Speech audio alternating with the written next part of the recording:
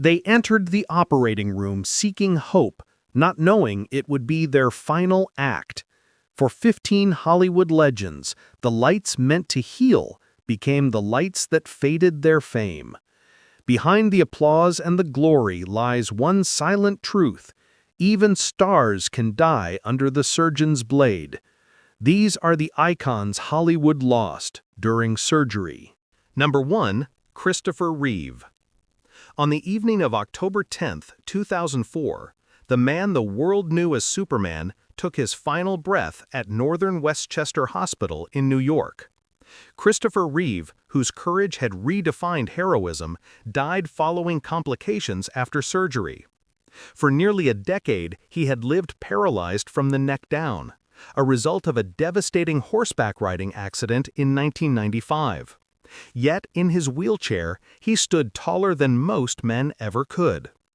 The procedure was meant to heal, not harm, a simple surgery to close a wound and prevent infection. But within hours, his body began to fail. A severe bacterial infection spread rapidly through his bloodstream, triggering sepsis and cardiac arrest. Doctors tried desperately to save him, but his heart, the same one that had carried such immense strength and will, finally gave out. His wife, Dana, held his hand until the very end. The news broke across the world like a shockwave. To millions, Christopher Reeve wasn't just an actor. He was hope itself, the embodiment of resilience. After the accident that left him paralyzed, he had refused to vanish into silence. Instead, he used his voice to fight for spinal cord research, to inspire others living with disabilities, to show that courage isn't measured by movement, but by spirit. Even in pain, he had directed films, written books, and appeared before Congress to advocate for medical innovation. His public speeches often left audiences in tears, not out of pity, but admiration.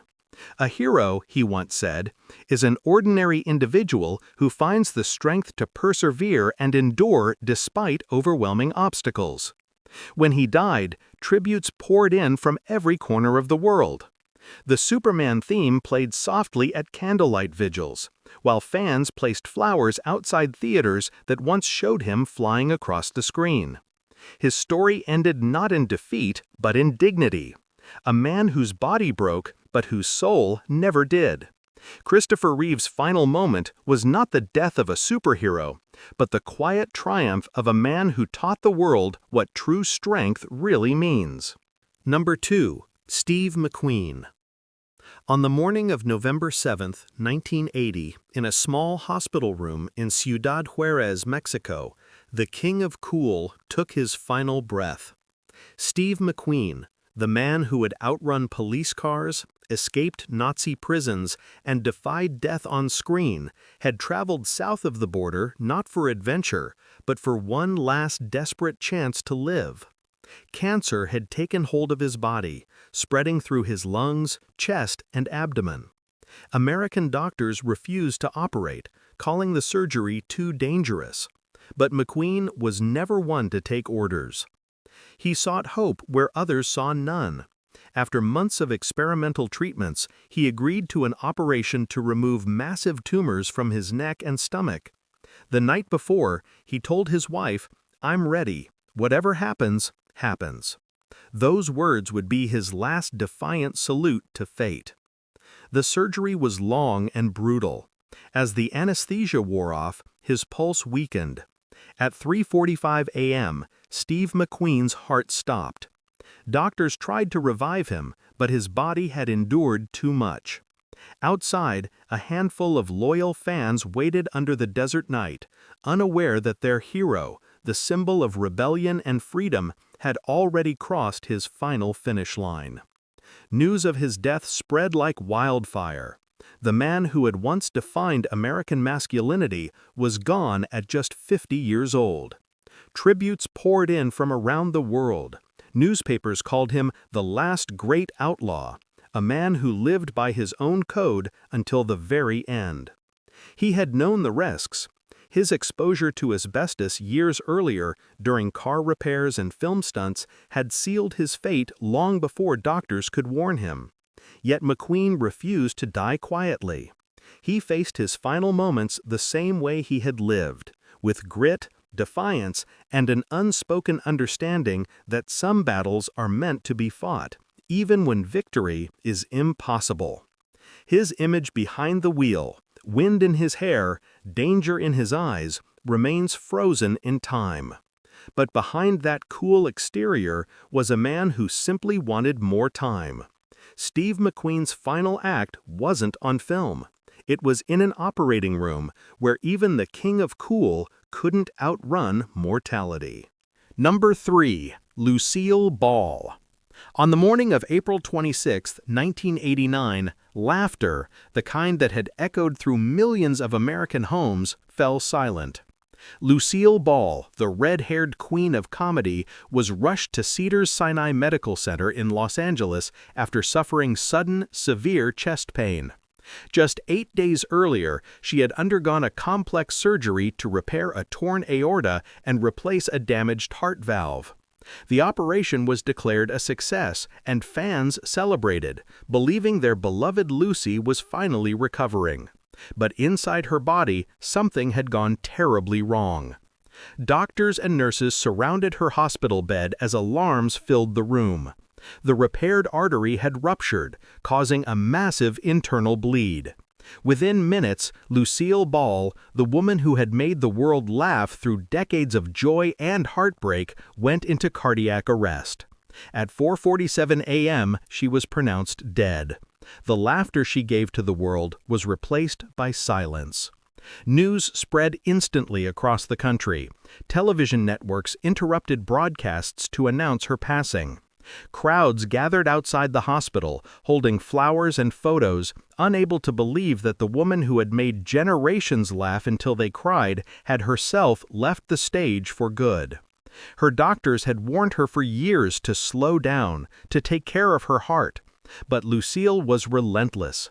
Work had always been her oxygen, her rhythm, her reason to wake each day. She had once said, "I'd rather wear out than rust away." Ironically, her body granted her that wish, burning brightly until the very end. Medical experts later pointed to her case as a stark reminder of how fragile the human body truly is, even for those who seem larger than life. The irony was cruel, the timing merciless, but her spirit never faded. The world remembers her smile, her slapstick genius, her energy that lit up every screen. Yet behind that laughter was a woman who carried the weight of fame and the scars of mortality. Lucille Ball left behind a legacy that no death could silence, proof that even in tragedy, joy can echo forever. Do you want me to continue with number 4? Number 1. Joan Rivers. On the morning of August 28, 2014, the lights of New York City shone as usual. But for Joan Rivers, the spotlight was about to dim forever. She arrived at the Yorkville Endoscopy Clinic for what was meant to be a routine procedure on her throat, a simple checkup for her vocal cords, nothing dangerous, nothing that could end a life. She laughed with the staff, made jokes, and told her doctor she wanted to be out in time for lunch. Joan had faced critics, scandals, and heartbreak, but never fear. That morning, however, fate had other plans. During the procedure, her oxygen levels dropped, silently, unnoticed at first. Within minutes, her heart stopped. The clinic erupted into chaos. Voices shouted orders, machines beeped. Nurses rushed in desperation. She was taken to Mount Sinai Hospital. Her heart restarted, but the damage was irreversible. The woman who had spent her life commanding laughter now lay silent, her sharp wit gone, replaced by the steady hum of hospital monitors. For days she remained in a coma, her daughter Melissa refusing to leave her side. When the doctors finally told her there was no hope, the decision was made. On September 4, 2014, Joan Rivers, the fearless queen of comedy, was gone. Investigations later revealed a chilling truth. Her vital signs had not been properly monitored, and an unauthorized biopsy had been performed while she was sedated. What should have been a minor operation turned into a fatal mistake. The world was left asking how something so small could take someone so monumental.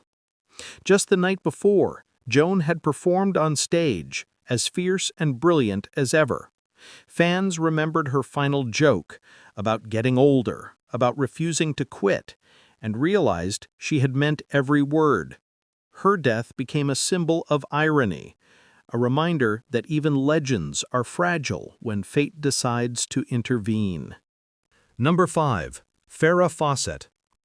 On the morning of June 25, 2009, the golden girl of the 1970s, the woman whose smile had once lit up every room, every billboard, every dream, took her final breath at St. John's Health Center in Santa Monica.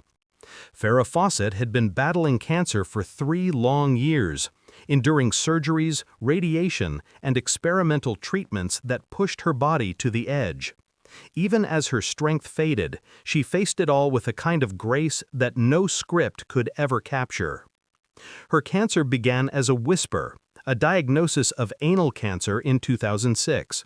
But soon it spread, forcing her into a brutal cycle of procedures and operations.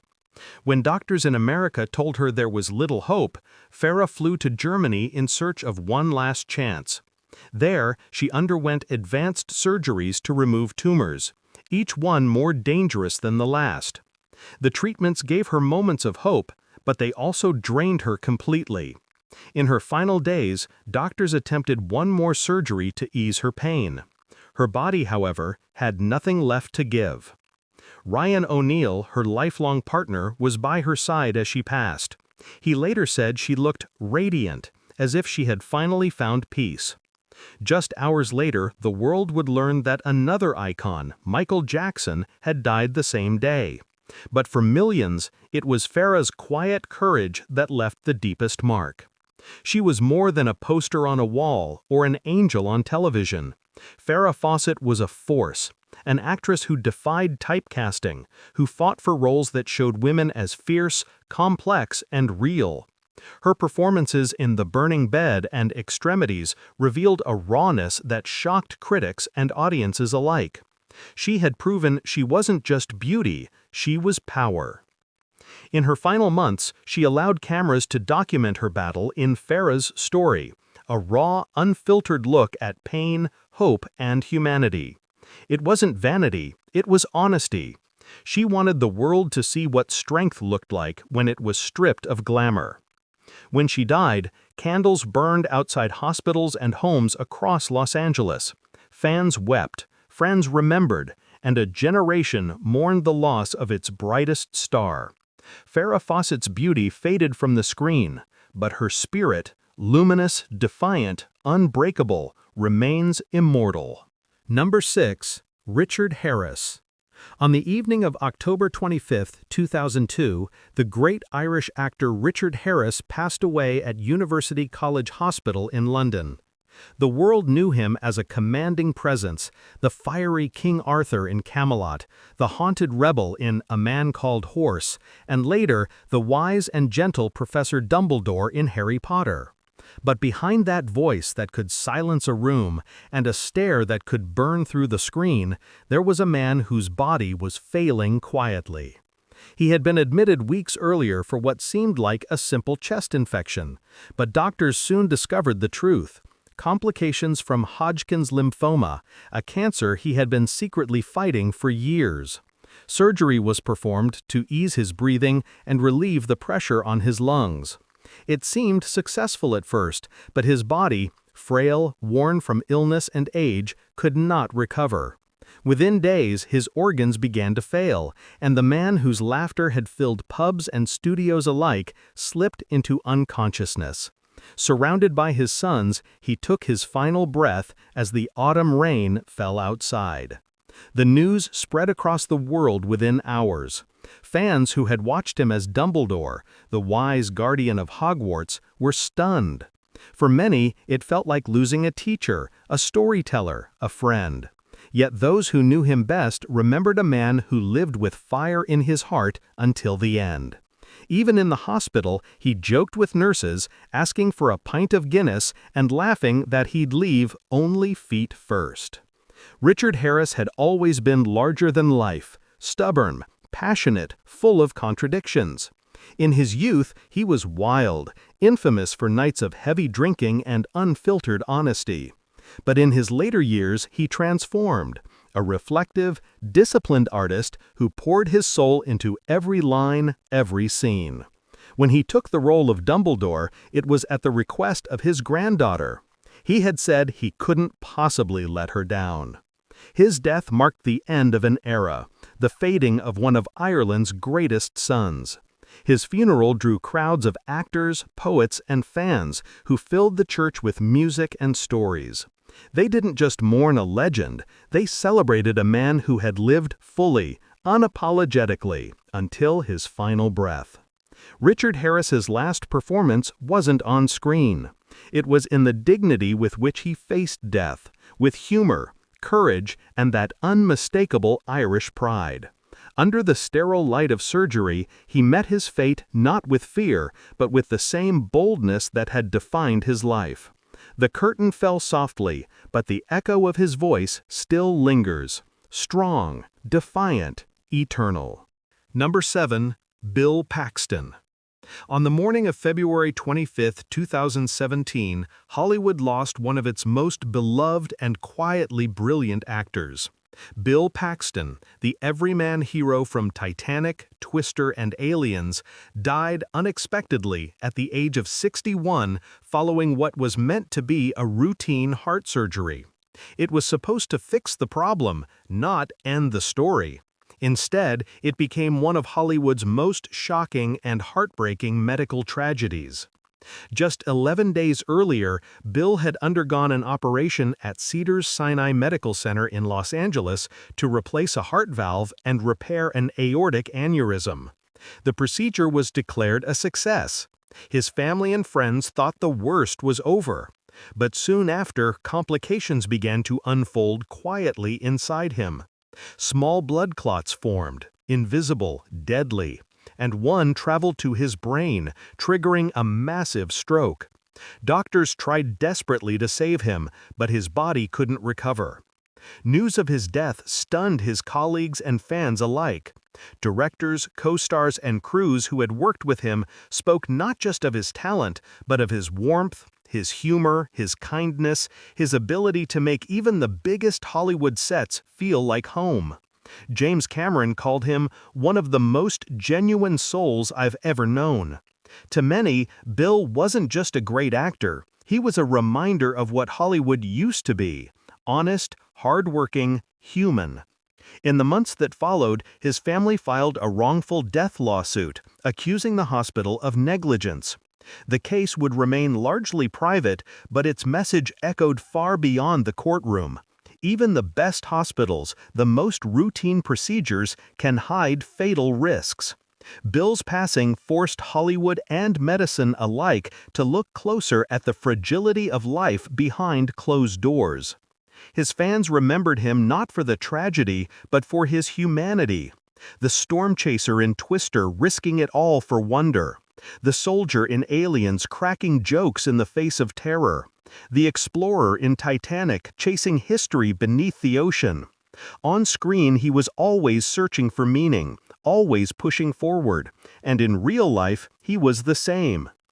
Bill Paxton's final moments were quiet, surrounded by love. His heart, the one he had tried to repair, gave out, but not before it left behind a lifetime of unforgettable performances and memories. In the end, it wasn't the storm that claimed him. It was the silence after. Number 8. John Ritter. On the evening of September 11, 2003, laughter turned to panic on the set of the sitcom 8 Simple Rules. John Ritter, the beloved actor who had made America laugh for decades, suddenly collapsed between takes. At first, everyone thought it was a heart attack. Crew members rushed to help as medics arrived and carried him across the street to Providence St. Joseph Medical Center in Burbank. No one could have known that within hours, one of television's most cherished faces would be gone. Doctors worked frantically to save him, but they were fighting the wrong enemy. The real cause wasn't a heart attack, but an aortic dissection, a tear in the major artery leading from his heart. Every minute mattered, yet misdiagnosis cost him precious time. By the time the truth was discovered and emergency surgery began, it was too late. At 10:48 that night, John Ritter was pronounced dead at just 54. News of his death rippled through the nation. For many, it felt personal. John Ritter had been a constant presence in American homes, from his iconic role as Jack Tripper in Three's Company to his heartfelt performances in Sling Blade and 8 Simple Rules. He was the friend, the father, the neighbor everyone wished they had.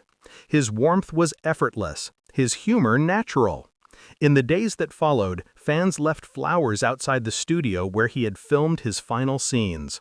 His wife, actress Amy Yasbeck, later filed a lawsuit against the hospital, not for vengeance, but to raise awareness of aortic dissections, a condition often mistaken for heart attacks. Her advocacy saved countless lives in the years after his passing. Those who knew John said he never let fame change him. He was kind to everyone, from co-stars to crew members, always the first to arrive on set, always ready with a smile. His death was a cruel contradiction, a man so full of life, taken so suddenly by his own heart. John Ritter's legacy lives not only in his work, but in the laughter he left behind. He made millions smile, and even in his final moments, surrounded by chaos and fear, he remained the same gentle soul who had spent his life chasing joy. In a world often too heavy to bear, John Ritter was proof that kindness and laughter could still make it lighter. Number 9. James Avery. On the afternoon of December 31, 2013, the world said goodbye to a man who had quietly shaped an entire generation's idea of fatherhood. James Avery, forever remembered as Uncle Phil from The Fresh Prince of Bel-Air, passed away at Glendale Adventist Medical Center in California. Just days earlier, he had undergone open heart surgery, a procedure his doctors believed would save his life. Instead, it became the last chapter in a story built on wisdom, strength, and love. At first, the surgery seemed successful, but soon after, complications began to develop. His body, weakened by years of health struggles, couldn't withstand the stress of recovery. An infection spread through his system, leading to organ failure. His wife, Barbara, was holding his hand when he took his final breath. She later said he remained calm until the very end, dignified, composed, the same way he had always lived. When news of his death broke, tributes flooded social media. For millions, he wasn't just a character on a sitcom, he was family. The Fresh Prince of Bel-Air had been more than entertainment, it was a lesson in love, respect, and second chances. And at the heart of it all stood James Avery, firm yet kind, powerful yet gentle. Will Smith, who had played his on-screen nephew, wrote, "Every young man needs an Uncle Phil." Before his television fame, Avery had lived a full, remarkable life. He served in the U.S. Navy during the Vietnam War, studied literature and drama, and built a career in theater long before Hollywood noticed him. His voice, deep, commanding, unforgettable, would later bring life to animated characters, Shakespearean roles, and some of television's most moving moments. Off-screen, he was known for his compassion and his devotion to the arts. He mentored young actors, funded community programs, and believed that storytelling could change lives. His students said he was tough but always fair, a true teacher in every sense. The irony of his death, that a man who had given so much heart to others would lose his own to surgery, was painful and poetic. Yet even in loss, his presence endured. His laughter, his wisdom, and that unmistakable voice continue to echo through generations. James Avery's final act was not one of sadness, but of legacy. He left behind more than roles. He left lessons about integrity, love, and strength. On the last day of the year, a great heart stopped beating, but its rhythm still lives in the millions who grew up hearing his words. Number 10. Rodney Dangerfield. On the afternoon of October 5, 2004, the world lost one of its sharpest comedic minds. Rodney Dangerfield, the man who built an entire career out of self-deprecating humor and the immortal line, "I don't get no respect," died in Los Angeles at the age of 82, following complications from heart surgery. The same man who could make anyone laugh about life's unfairness had met his own in the quiet, sterile light of a hospital room. 2 months earlier, Rodney had undergone heart valve replacement surgery at UCLA Medical Center. Before the operation, when asked about his odds, he cracked one last joke to reporters. "My doctor said I have a 1 in 100 chance of making it. Those are the best odds I've ever had." Everyone laughed, because that was what Rodney did best. He turned fear into humor, anxiety into art. At first, it seemed the surgery had gone well. He was recovering, making nurses laugh from his hospital bed, asking for martinis and applause. But soon his condition began to worsen. His body, weakened by age and years of heavy work, couldn't fight off the infection that had taken hold after the surgery. Despite every effort, his heart could no longer keep up. With his wife, Joan, by his side, Rodney Dangerfield slipped away peacefully. News of his passing spread instantly across the comedy world. Late-night hosts replayed his best performances, and comedians everywhere paid tribute to the man who had paved the way for so many of them. Johnny Carson once called him one of the funniest men ever to live, and countless comics credited Rodney as the mentor who taught them timing, humility, and courage. His path to fame had never been easy. For years he worked odd jobs, selling paint, writing jokes for others, before finally finding success in his 40s. His humor came from pain, from years of rejection, insecurity, and loneliness. But that was the genius of Rodney Dangerfield. He made people laugh at what hurt the most. Even as his body failed, his spirit remained unbreakable. "I tell ya," he once joked during recovery, "my surgeon's a great guy. He even signed my x-rays." Those who knew him said he never stopped joking, not even as his health declined. When he died, the comedy clubs of New York dimmed their lights in his honor. It wasn't just respect they were showing, it was gratitude. Rodney had given laughter to the world, and in return, the world finally gave him what he'd always been denied: the respect he deserved. Number 11. Tony Randall. On the evening of May 17, 2004, Tony Randall, the elegant, witty, and endlessly charming star of The Odd Couple, passed away at New York University Medical Center. He was 84 years old and had spent the last months of his life fighting to recover from heart bypass surgery. The operation itself had gone as planned, but complications soon followed. Pneumonia developed, spreading quickly through his lungs, and despite weeks of treatment, his body could not recover. For decades, Tony Randall had been one of television's most recognizable faces, the embodiment of sophistication, humor, and intellect. As Felix Unger, the neurotic neat freak opposite Jack Klugman's slovenly Oscar Madison, he made millions laugh while subtly redefining the art of television comedy. Yet behind the impeccable timing and dry wit, Randall was far more than a sitcom icon. He was a scholar of theater, a passionate defender of the arts, and a man who believed that culture could uplift the soul. Those close to him said he faced his final days with the same calm precision that had guided his career. He knew his time was limited, but he refused despair. When a nurse asked if he was afraid, he smiled and said, "If you live long enough, you get to watch everyone you love die first. That's life's final joke." His humor, even at the edge of death, never faltered. In the early 1990s, long after most actors would have retired, Tony founded the National Actors Theater in New York, determined to bring classical plays back to the modern stage.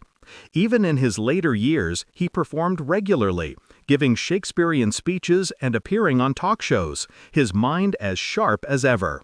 He loved the craft too deeply to ever walk away from it. When he passed, tributes poured in from across the entertainment world. Actors, comedians, and theater veterans remembered him not just for his talent, but for his dignity, a rare mix of humility and brilliance. He was, as one critic wrote, a gentleman in a world that had forgotten what the word meant. Tony Randall's death from post-surgical pneumonia felt painfully mundane for a man so extraordinary. Yet in that simplicity lay something poetic, a reminder that even the most refined lives are bound by the same fragility. His voice, his presence, his humor, all gone in an instant, yet never truly lost. In the theaters he loved, his spirit lingers. Every time an audience laughs at a perfectly delivered line, every time an actor finds grace in restraint, a part of Tony Randall lives again. Number 12. Jeanette MacDonald. On the evening of January 14, 1965, the silver-voiced star of Hollywood's golden age, Jeanette MacDonald, was rushed to Houston Methodist Hospital in Texas. She was 61 years old, frail yet radiant, and still carrying the quiet grace that had defined her entire life. For years, she had lived with a damaged heart valve, a condition that doctors warned could claim her life at any moment. That night, as the pain in her chest intensified, surgeons prepared for one final, desperate attempt to save her. The operation began late, stretching into the early hours of the morning. It was a high-risk procedure. Open-heart surgery was still in its infancy then, a medical frontier filled with uncertainty. As the doctors worked carefully to repair her failing mitral valve, Jeanette's pulse weakened. Her heart, already worn by decades of illness and performance, simply could not hold on. Moments before dawn, she slipped away. News of her death spread quickly across the country. To millions, Jeanette MacDonald wasn't just a movie star. She was a voice from another time. Her crystalline soprano had filled radio waves and movie theaters during the 1930s and 40s, pairing her famously with Nelson Eddy in timeless musicals like Rose-Marie and Maytime. Together, they were Hollywood's golden duo, the very image of romance and elegance. Audiences adored them, and even decades later, their songs remained symbols of a more graceful world. Her husband, actor Gene Raymond, stayed by her side until the end. He later said she passed peacefully, as if falling asleep. For those who loved her, that image brought comfort. The idea that the woman who had once enchanted millions with her voice had left the world as gently as she had entered it. Jeanette's passing also marked a turning point in medical history. Her surgery, though unsuccessful, brought attention to the limitations of early cardiac care and inspired future advancements in heart valve replacement. In a sense, even in death, she helped others live. Tributes poured in from around the world. Old friends from Hollywood's golden generation spoke of her elegance, her discipline, and her kindness. She was a lady, one studio executive said. Even in the toughest business in the world, she never stopped being one. Jeanette MacDonald's voice has long outlived her body.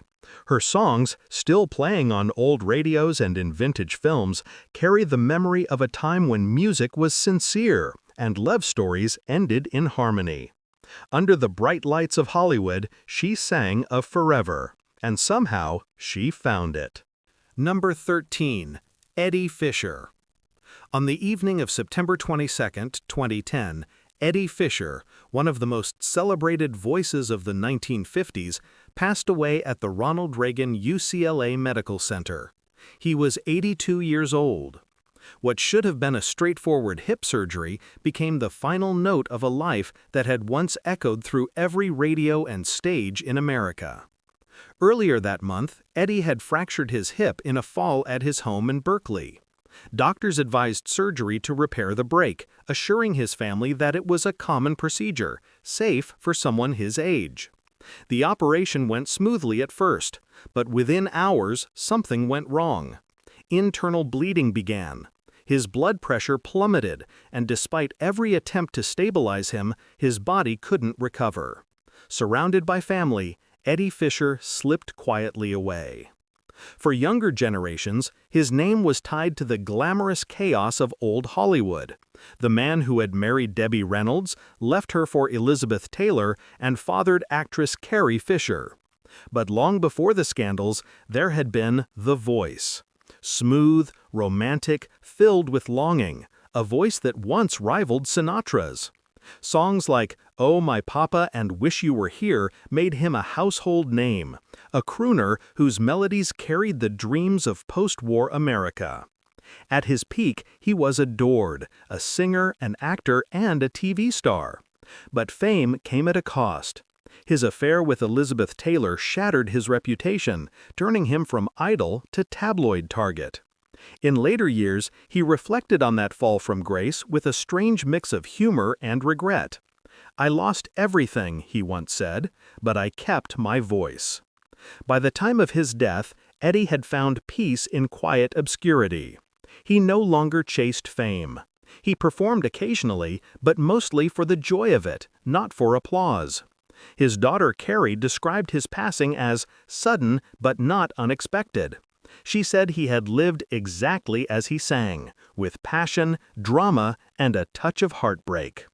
Doctors later revealed that his fragile blood vessels and pre-existing heart condition had made recovery nearly impossible. It wasn't negligence or error, just time, the one opponent no one survives. Eddie Fisher's voice belonged to another era, when songs were pure and love felt eternal. In the end, it wasn't scandal or fame that defined him. It was the sound of that voice, steady, beautiful, and fleeting, like life itself. Number 14. Jeff Chandler. On the afternoon of June 17, 1961, Hollywood lost one of its most admired leading men.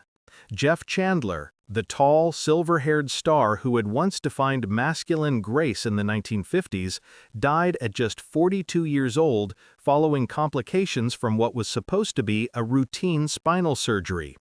His death was sudden, shocking, and deeply avoidable. For months, Chandler had suffered from excruciating back pain, a result of an old injury sustained during filming. Doctors recommended surgery to repair a slipped disc, assuring him that the operation was safe. But during the procedure, tragedy struck.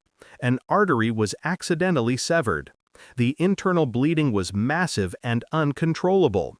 Surgeons fought for hours to stop it, performing 2 additional emergency operations over the next 3 days.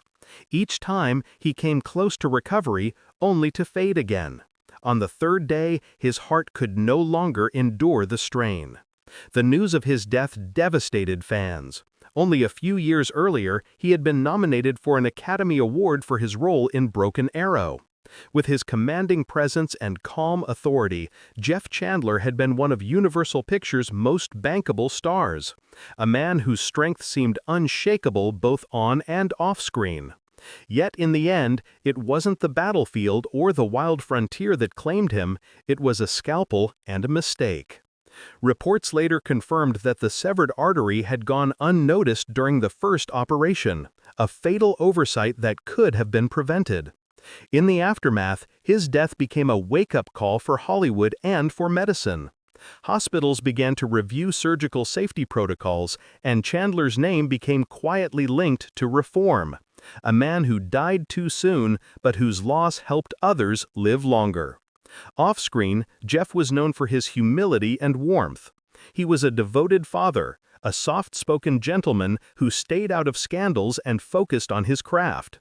Friends remembered how, even at the height of fame, he would spend weekends coaching his daughter's baseball games or quietly supporting charities for veterans. At his funeral, hundreds gathered. Actors, directors, studio executives, and ordinary fans, all mourning the man whose life had been cut short by a single error. The sight of his flower-draped coffin was haunting. In an industry obsessed with perfection, Jeff Chandler's death revealed the most human truth of all, that no amount of fame can shield us from fate's precision. His story remains one of Hollywood's most tragic medical mistakes, a reminder that behind every glamorous star is a fragile human being whose life, like a film reel, can end in a single, irreversible cut. Number 15. Heather O'Rourke. On the morning of February 1, 1988, Hollywood's light dimmed for one of its youngest stars. Heather O'Rourke, the wide-eyed child whose haunting voice in Poltergeist had chilled and captivated millions, was rushed to San Diego Children's Hospital after collapsing at home. She was only 12 years old. What began as an ordinary morning became a tragedy that would haunt Hollywood for decades. For months, Heather had been misdiagnosed with Crohn's disease. In truth, she was suffering from a congenital bowel defect, a blockage that had slowly, silently worsened. That morning her stomach swelled painfully, and she grew pale and weak. Paramedics arrived within minutes, but during the ride to the hospital her heart stopped. Doctors revived her, but the damage was already severe. In surgery, they discovered the truth. Her intestine had ruptured, releasing toxins into her body. Surgeons worked frantically for hours to repair the damage, but her small frame couldn't withstand the trauma. Shortly after the operation, Heather went into cardiac arrest again. Despite every desperate attempt, she was pronounced dead that afternoon. The news shocked the world.